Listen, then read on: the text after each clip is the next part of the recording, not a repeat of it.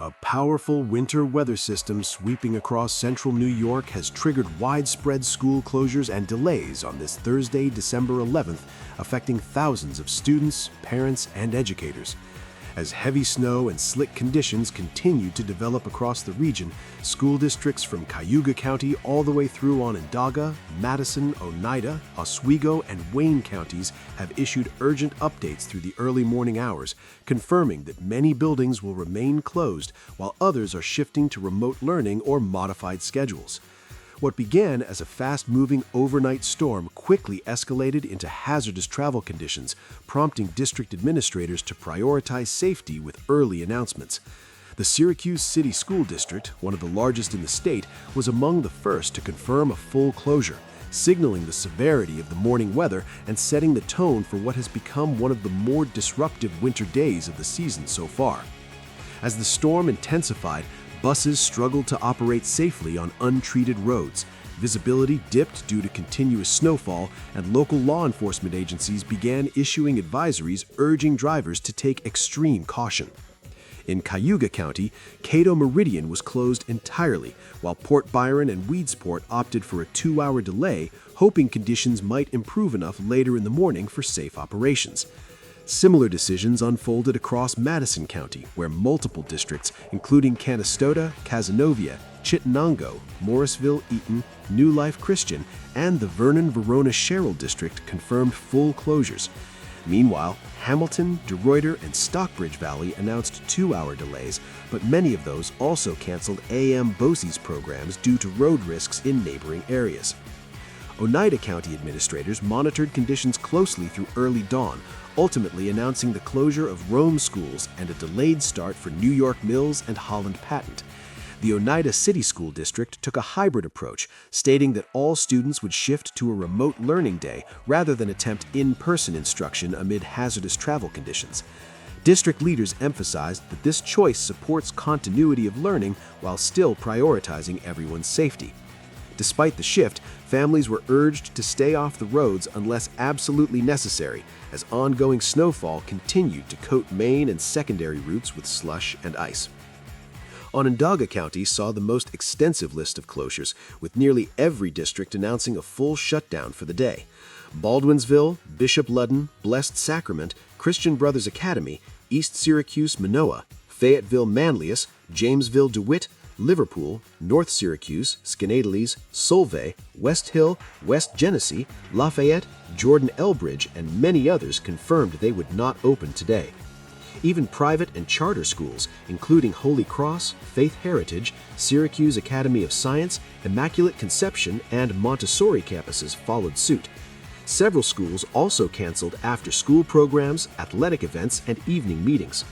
Staff were advised to work remotely in districts like Bryant and Stratton College, where academic classes were canceled but clinical sessions continued as scheduled.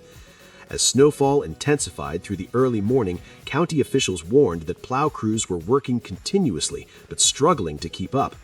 Back roads and suburban routes became particularly treacherous, with drifting snow building up near intersections and school campuses. In many cases, superintendents emphasized that the decision to close wasn't solely about accumulated snow. Instead, the timing of the storm, arriving during peak travel hours, created a dangerous overlap with morning bus routes. Families were urged to check district websites and social media channels for updates regarding extracurricular activities, meal program adjustments, and rescheduled board meetings. Further north in Oswego County, a mix of closures and delays were announced. Central Square and Phoenix confirmed full closures, while Altmar Parish Williamston, Fulton, Mexico, Oswego, and CT BOCES issued 2-hour delays with specific notes regarding the cancellation of morning programs and pre-K services. Phoenix, announcing its closure later than many others, reported deteriorating road conditions as the primary reason for shutting down operations entirely. Meanwhile, in Otsego County, Richfield Springs issued a 2-hour delay, hoping the improving conditions later in the morning might allow for safe travel. Weather experts reported that the snowfall, though moderate in total accumulation, was extremely disruptive due to its timing and intensity. Bands of snow moved across central New York overnight, creating steady accumulation before plows and salt trucks were fully active. Between 5 and 6 a.m., when many districts finalized closure decisions, visibility dropped significantly, and untreated roads quickly became glazed with ice beneath the powdery accumulation. Forecasters indicated that despite ongoing snowfall, temperatures were expected to hover near freezing by mid-morning, possibly helping melt some of the early slick patches, but this improvement would arrive too late to salvage the school morning for most districts.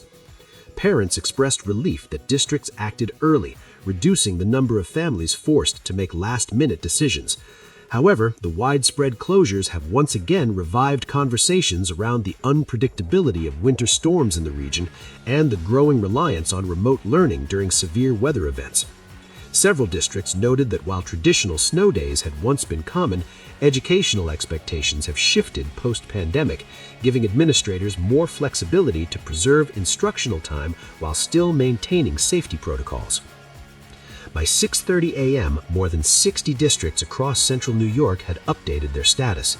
Local meteorologists confirmed that although snowfall would gradually lighten by late morning, roadways, especially residential and rural routes, would remain slippery for several hours. Local officials encouraged residents to limit travel unless necessary and to allow plow vehicles the time and space needed to clear roadways effectively. The storm's broader impact was also felt beyond schools, with some businesses delaying openings and several municipal offices announcing modified hours. Residents were advised to monitor alerts from the National Weather Service as shifting wind patterns and leftover moisture could lead to additional surprises throughout the day. As the situation continues to evolve, families are encouraged to check in with their districts throughout the day for updates regarding Thursday evening events or Friday schedules. Administrators will reassess conditions for tomorrow based on the storm's aftermath, the success of road cleanup, and updated weather models.